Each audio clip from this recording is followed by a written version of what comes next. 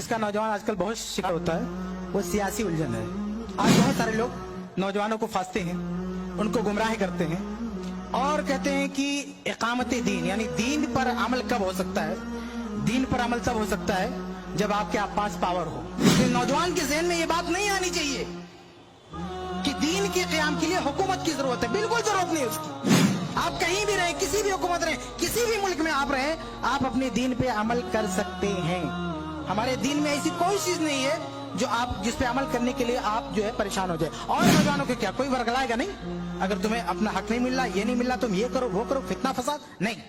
फितने फसाद की कोई गुंजाइश नहीं इस्लाम में। कुरान में सूरह कहफ के जो नौजवान थे उन्होंने कोई फितना बर्पा नहीं किया। वो दीन पर जितना अमल कर सकते थे किए। अगर उन्होंने परेशानी महसूस की वो हिजरत करके चले गए। अल्लाह ताला ने उनके इस अमल को सराहा है और उनका पूरा रिकॉर्ड बंद कर दिया कुरान मजीद में। क्या दीन के क़याम के लिए हुकूमत जरूरी है? जानने के लिए देखिए शेख किफायतुल्लाह सनापली के साथ। जिसका नौजवान आजकल बहुत शिकार होता है वो सियासी उलझन है। सियासी उलझन। आज बहुत सारे लोग नौजवानों को फांसते हैं, उनको गुमराह करते हैं और कहते हैं कि इकामत दीन यानी दीन पर अमल कब हो सकता है, दीन पर अमल तब हो सकता है जब आपके पास पावर हो, आपके पास सुल्ता हो, आपके पास हुकूमत हो, तभी आप दीन पे अमल कर सकते हो। ऐसी कोई बात नहीं। यानी दीन और हुकूमत ये अलग अलग चीजें हैं। हमारा दीन हुकूमत का मुताज नहीं है। हुकूमत किए बगैर भी आदमी एक अच्छा मुसलमान रह सकता है और अपने दीन की तमाम चीजों पे अमल कर सकता है। आप देखिए इस दुनिया में कितने नबी आए। अल्लाह ताला ने कुरान में कुछ नबियों का जिक्र किया है, अल्लाह के नबी सल्लल्लाहु अलैहि वसल्लम ने अहादीस में जिक्र किया है। बल्कि अल्लाह ताला ने कहा कि बहुत सारे अंबिया जिनका हमने तस्करा नहीं किया। लाखों नबी इस दुनिया में आए, लाखों नबी इस दुनिया में आए। कितने नबियों ने हुकूमत किया? आप अगर कुरान खोल के देखें तो 2-3 नबी का नाम मिलेगा। किसका? यूसुफ अलैहिस्सलाम का, सुलेमान अलैहिस्सलाम का, या दाऊद अलैहिस्सलाम, या हमारे नबी मोहम्मद सल्लल्लाहु अलैहि वसल्लम। 5-6 लोग मिलेंगे बस। बाकी अंबिया ने हुकूमत नहीं किया, वो हाकिम नहीं थे। तो क्या उन्होंने दीन का काम नहीं किया? क्या उन्होंने अल्लाह का पैगाम नहीं पहुंचाया? तो दीन पर अमल करने के लिए, दीन को कायम करने के लिए दीन किसी हुकूमत का मोहताज नहीं। इसलिए नौजवान के ज़हन में ये बात नहीं आनी चाहिए कि दीन के क़याम के लिए हुकूमत की जरूरत है। बिल्कुल जरूरत नहीं उसकी। आप कहीं भी रहे, किसी भी हुकूमत रहे, किसी भी मुल्क में आप रहे, आप अपने दीन पे अमल कर सकते हैं। हमारे दीन में ऐसी कोई चीज नहीं है जो आप जिस पे अमल करने के लिए आप जो है परेशान हो जाए। और अगर कभी परेशान होते भी हैं कभी अच्छा एक चीज और मैं आपके सामने वाज़ेह कर दूं। मुस्तदर हाकिम वगैरह की रवायत है, ला तज्तमिउ उम्मती अला ज़लालतिन, मेरी उम्मत कभी भी गुमराही पे इकट्ठा नहीं हो सकती। मतलब क्या कि सब लोग गुमराह हो जाए, ऐसा नहीं हो सकता। यानी एक जमात हमेशा हक पर बाकी रहेगी। लेकिन हुकूमत के बारे में हमारे नबी ने क्या कहा? कभी हुकूमत रहेगी, कभी नहीं रहेगी, वो आती जाती रहेगी, लेकिन दीन हमेशा बाकी रहेगा। आप सोचें कि अगर हुकूमत के बगैर दीन बाकी नहीं रहता तो नबी क्या कहते? जब हुकूमत जाएगी तो हमारा दीन भी चला जाएगा। लेकिन ऐसा हमारे नबी ने नहीं कहा। हमारा दीन, हमारे दीन पर चलने वाली एक जमात हमेशा रहेगी, हमेशा बाकी रहेगी, लेकिन ये हुकूमत आती जाती रहेगी। तो ये चीज भी समझने की जरूरत है।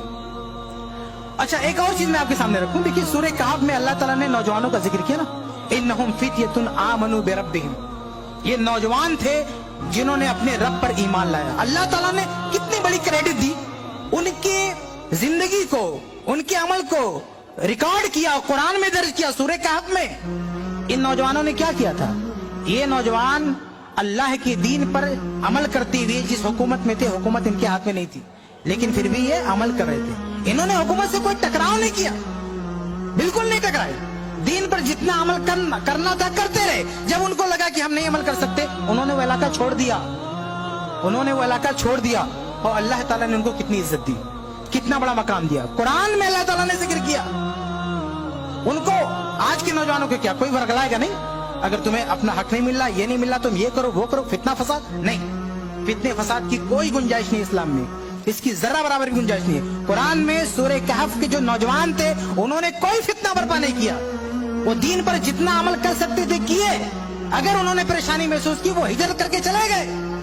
अल्लाह ताला ने उनके इस अमल को सराहा है और उनका पूरा रिकॉर्ड बंद कर दिया कुरान मजीद में। और आज भी मेरे भाइयों, अगर किसी भाई को लगता है कि फला आदमी परेशान है, ठीक है, बुला लो उसको अपने घर पे। आधा घर दे दो, आधी जायदाद दे दो, इस्लाम में अल्लाह के नबी सल्लल्लाहु अलैहि वसल्लम ने शुरू इस्लाम में कुछ सहाबे कराम मक्का में परेशान थे, तो सबसे पहला अमल क्या हुआ? हिजरत का हुआ।